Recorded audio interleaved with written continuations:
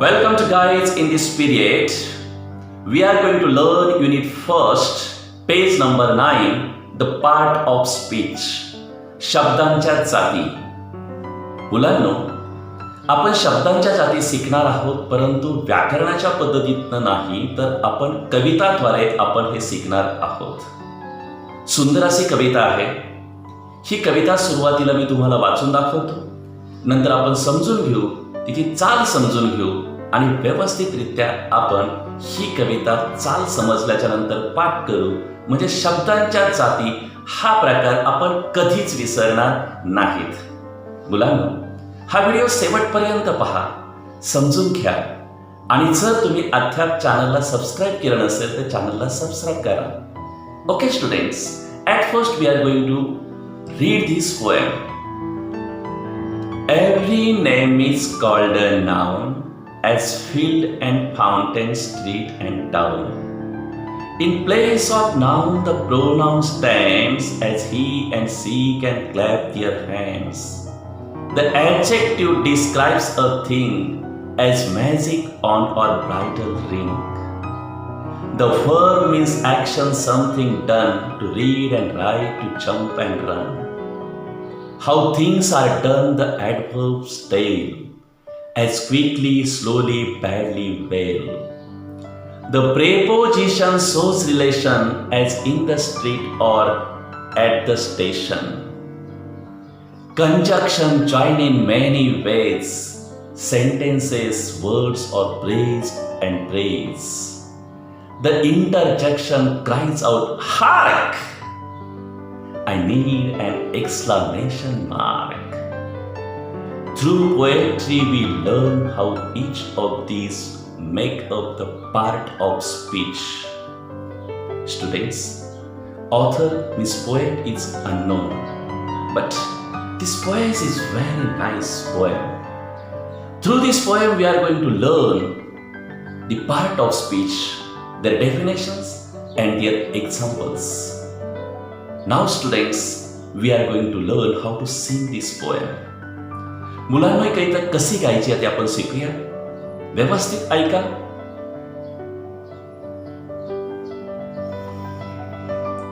Every name is called a noun, as field and fountain, street and town.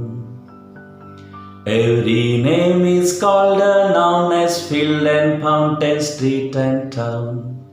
In place of noun, the pronoun stands, as he and she can clap their hands. The adjective describes a thing, as magic on or bridal ring. The verb means action, something done, to read and write, to jump and run. How things are done, the adverbs tell, as quickly, slowly, badly, well. The preposition shows relation, as in the street or at the station. Conjunction join in many ways, sentences, words or praise and praise. The interjection cries out, hark! I need an exclamation mark.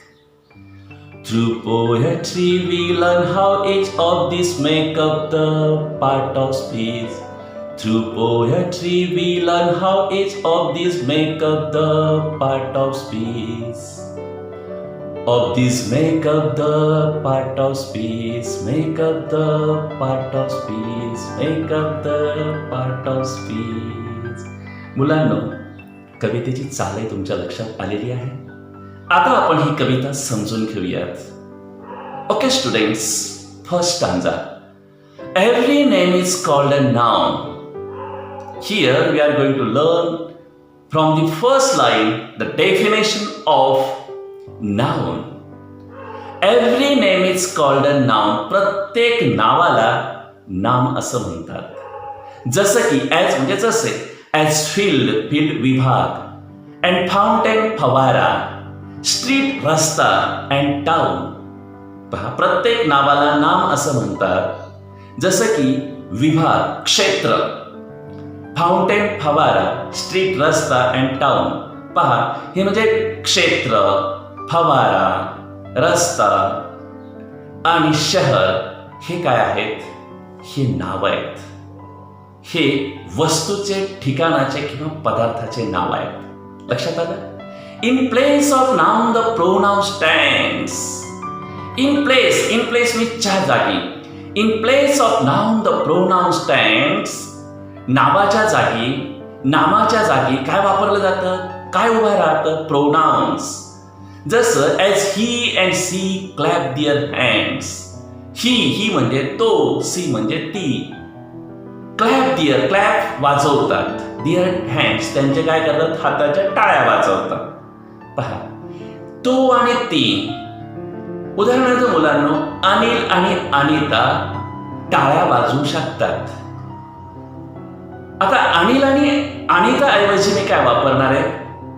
Pronoun वापरणार आहे, सर्वनाम वापरणार आहे. पहा, तो आणि ती टाळ्या वाजवू शकतात. लक्षात आलं? म्हणजे ही आणि सी हे काय आहेत? हे आहेत प्रोनाउन्स.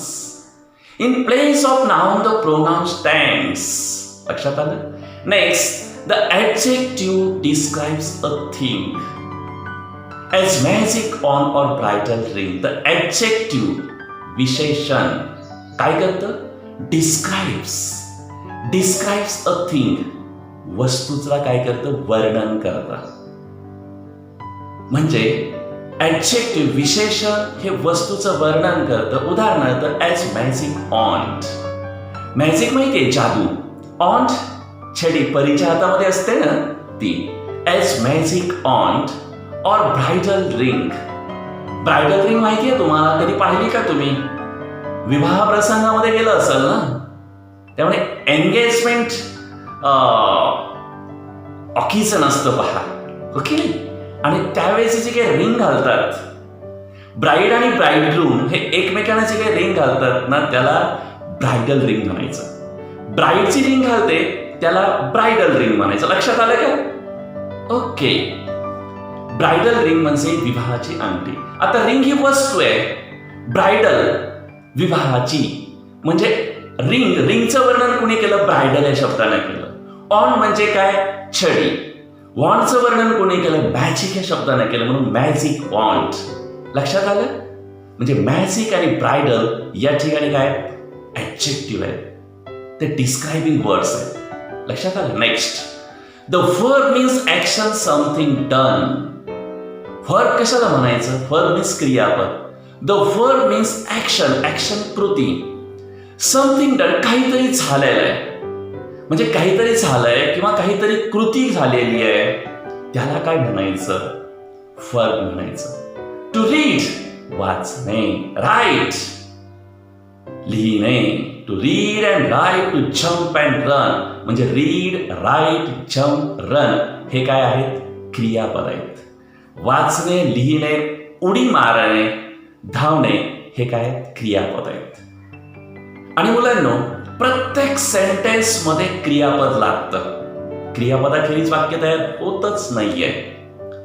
नेक्स्ट पाहूयात आपण. How things are done the adverbs tell. Adverb काय सांगतं? क्रियाविशेषण काय सांगतं? How things are done. एखादी गोष्ट कशी झालेली आहे ते आपल्याला ॲडव्हर्ब क्रियाविशेषण सांगतं. कशी गोष्ट झाली. ॲज क्विकली, स्लोली, बॅडली, वेल. ॲज म्हणजे जसे. त्याचे उदाहरण आहे जलद गतीनं, हळुवारपणे, वाईटपणे आणि सुंदर. वेल चांगले. हे उदाहरण आहेत पहा कशाचे? ॲडव्हर्बचे. जसं पहा, सी रन्स क्विकली. ती जलद गतीने धावते. आता पहा, धावण्याची कृती आहे, पण कशी दाखवली आहे? क्विकली, जलद गतीनं. समजलं? म्हणजे ॲडव्हर्ब आपल्याला काय सांगतं की how things are done. Okay.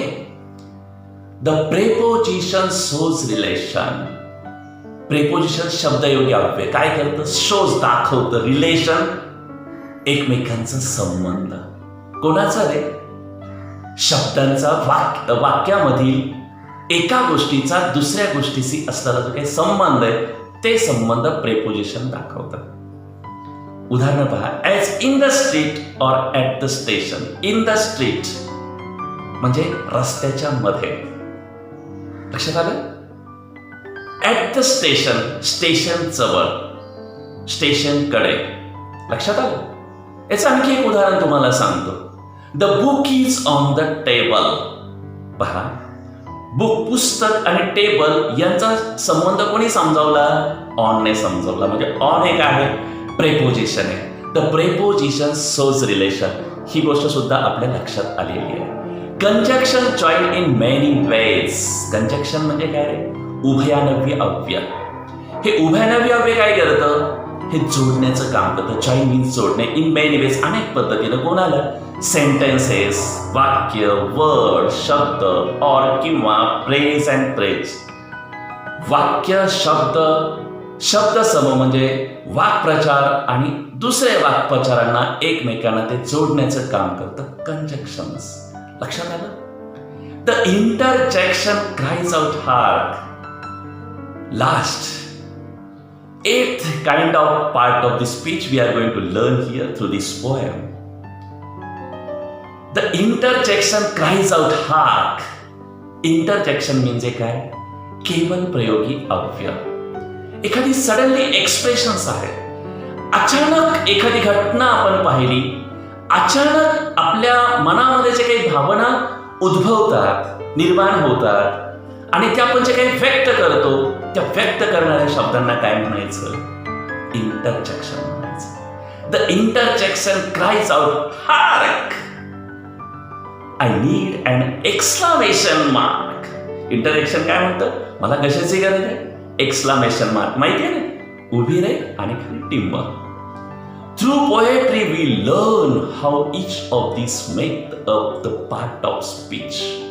या कवितेत थ्रू म्हणजे ज्याद्वारे, ज्यामधून. Through poetry we learn how each of this make up the part of speech.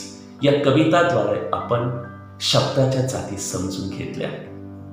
सुंदर. लक्षात आलं?